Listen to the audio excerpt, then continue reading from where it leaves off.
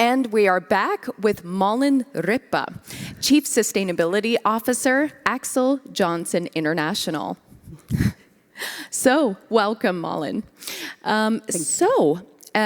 Also, you have been on the show before, but online, so it's wonderful to have you here in person today. Great to have you. Thank you. So, you have now been 3 years at Axel Johnson International, being a member of the executive management team. And before that, 16 years at Volvo Group. So, more or less 2 decades of CSR and sustainable development work. I mean, how have you seen the profession evolve over the years? Yes, thank you so much. Great to be here again. It's an excellent event to actually gather so much of old and new people that we haven't met, but we have the opportunity to meet here. So, yes, my view on what has happened over the 2 decades. Actually, when I started to work with sustainability, it wasn't really sustainability we talked about, because we talked about environmental issues or social issues, and sustainability was not really a concept that the companies worked with that much at that time. And of course, at that time, we worked a lot to fulfill expectations from different stakeholders, and eventually it moved on to be norms and then eventually legislation.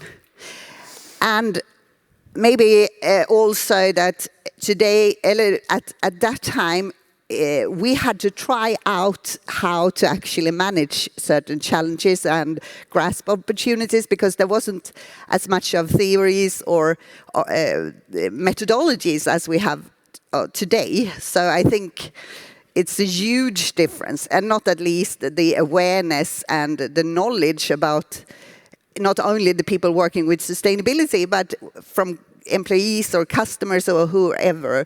It's a huge difference today. And so many internal ways of doing things are persistent and misaligned with sustainable goals. So how do you accelerate a sustainability-first approach? Thank you very much. I think that, of course, maybe it's hard to say, but the most important is probably to have the management support, and of course the support from owners about a sustainability strategy that accelerates the work, because then it's so much easier. And then, of course, to have a team of members that could help to drive, because today we have to address so many different issues. So the sustainability team is really an enabler, both on pushing the agenda a little bit, but also to support colleagues and innovation, I would say. But of course, since we have this huge landscape of expectations, norms, and legislation, I think the most important is to focus to determine this is the kind of topics or material issues that we would like to focus on, which is business critical to us, and then connect it to business value. Because that is, you can't really sell an sustainability enhanced product if there is no demand for it. So we need to be very close to business and what brings business value. And of course, maybe another very important part, I would say, is to increase knowledge among all employees, because how many people we are in the sustainability teams, we can't do everything, and we are not the ones closest to the customers or the markets. So we need to increase awareness and encourage and inspire our colleagues. Okay, and last year, you were awarded with the Axel Johnson Internal Award for your sustainability work. Congratulations. Thank you very much. And now, what is the key in your organization to accelerate that sustainability work? I think it's very much the philosophy that I talked about earlier, that we focus, we determine commonly what to focus on. Secondly, I would say that we have managed to connect it to our business, to the business case. And thirdly, I would say it is the way we work together with a lot of our colleagues who don't have sustainability on their business cards, but they are still key for this transition that we are on the journey. And earlier, you were talking a little bit about knowledge, and definitely important. And I would love it if you would elaborate a little bit more on that knowledge sharing. And how do you create a learning organization? Forums, tools, support? Thank you very much. I think this is a common effort that we do. We have what we call forums, and that is like a virtual team meeting simply. So when we have a topic that we think is of interest and connected to our sustainability strategy framework, for example, energy savings could be one, then we invite colleagues and we share knowledge about the topic as such, and we share concrete actions on how can you actually reduce your energy consumption.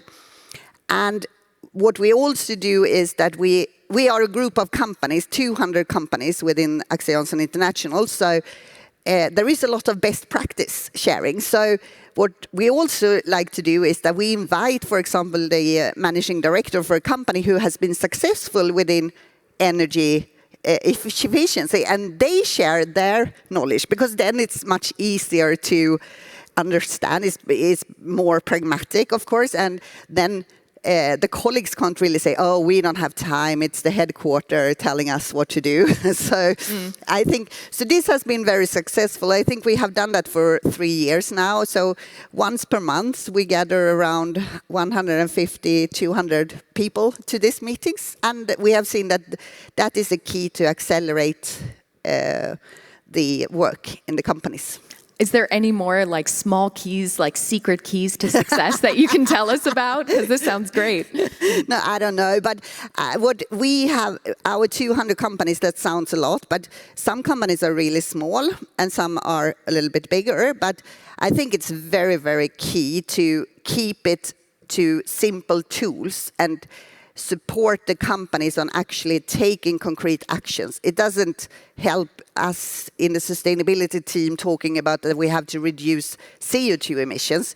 It's better if we talk about that you can, for the people who are not really convinced yet that we have a climate change or what to do, it's more tangible to talk about energy efficiency and how much money you can save, and then add on the climate perspective on that as well. Okay, now let's slice the elephant, as we say, decarbonizing business and society, one piece at a time, right? How do you prioritize among all the expectations and requirements? Yes, thank you. Very interesting question. And I think it's a little bit, today we actually do have some tools, I would say. We have the Scope 3 mapping and we have LCA analysis. And maybe even more important, we have the dialogues with the customers. Because us, we are more of a distribution company, so we don't really have our own manufacturing. So for us, the largest impact that we can do is actually to reduce, to sell the best product for the application and then support the implementation and with services and so on. So if we can sell the most, for example, energy efficient products to our customers, that is the most efficient way to reduce CO2, but it's also like energy, but it's also very much connected to business because it's our customer offer. So I would say it's a combination of what you have learned from your mappings, LCA or Scope 3, but then you also need to understand is what do our customers want? Fantastic. And that is how we prioritize. And so there are 6 business units overall, and you sell over 1 million products. How do you prioritize and how do you know what to focus on? I think it's very much what we just talked about. I think this Scope 3 mapping, LCA and so on, that has really helped us to prioritize where do we have the possibility from a sustainability perspective to do the most impact. But then you also have to look from the financial perspective, and that goes with what do our customers want. So I think that is like the priority. And then, of course, there are technical obstacles and so on, but that is how we prioritize. Demand. Yeah. Yes. And so you have managed to develop more sustainability enhanced products, both energy efficient solutions and various circular offers. Are there any obstacles that needs to be removed in order to accelerate?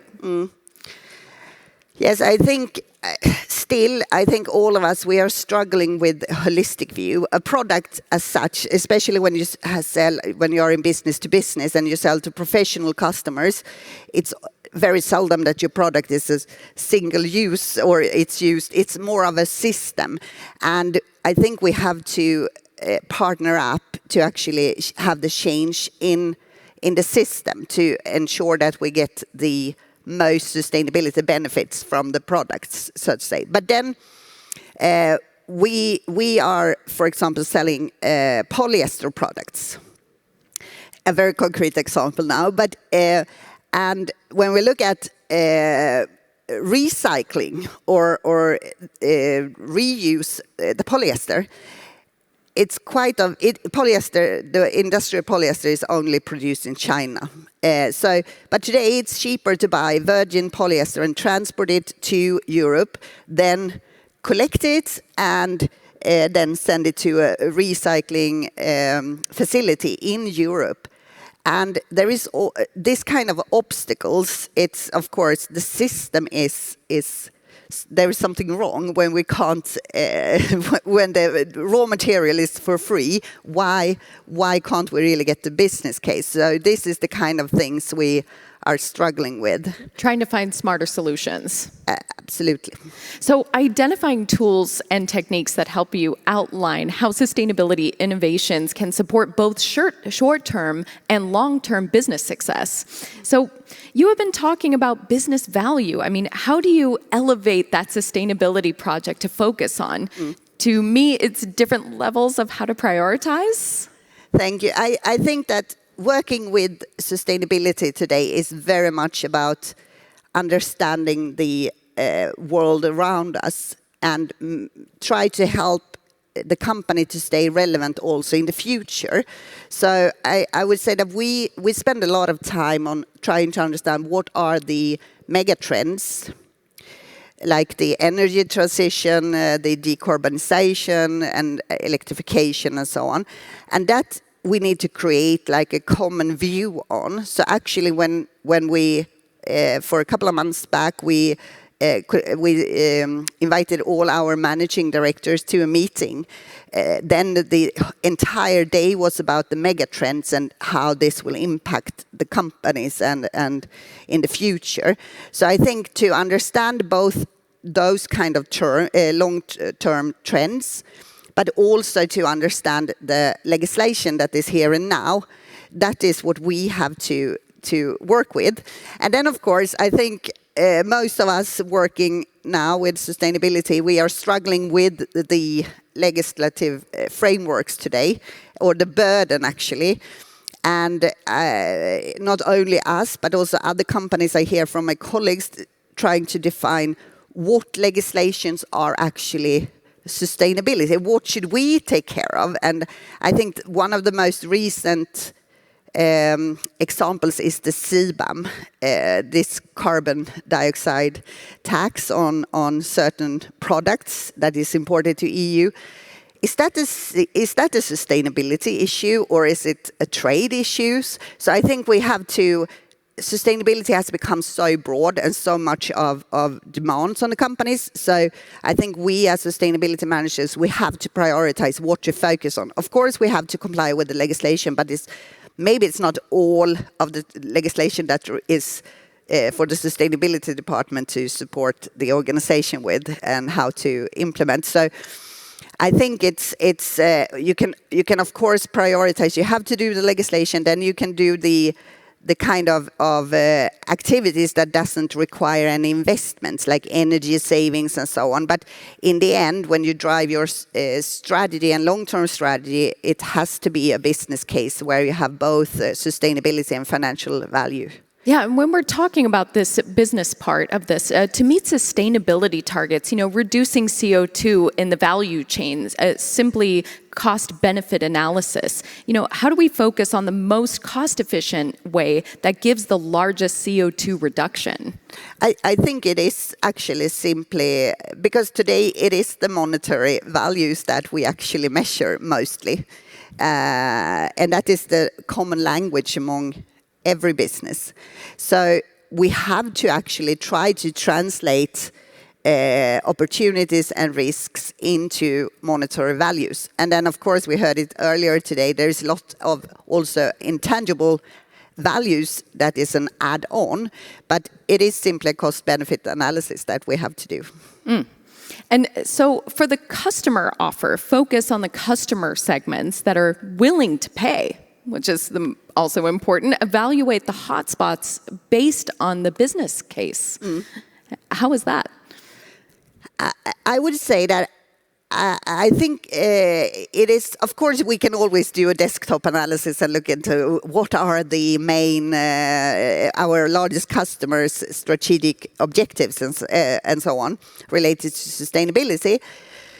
But in the end, I think it's partners with the customers or suppliers, that is the most important. And partnership is difficult, and especially it's difficult to find the right person at the companies.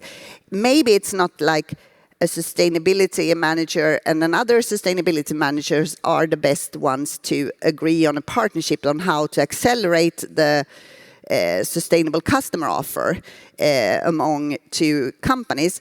So I think today we are struggling a little bit about who is the right persons in two companies that want to partner up to find a solution.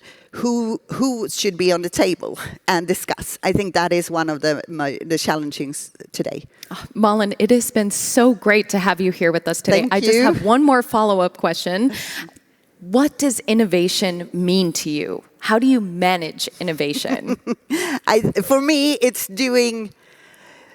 Oh, it's a very good question. I think it's to take a leap to actually do something in a new way, or actually having a solution that is much better than the previous one. Great. It was so wonderful to have you here today. Thank you so me. much for joining us. Thank you.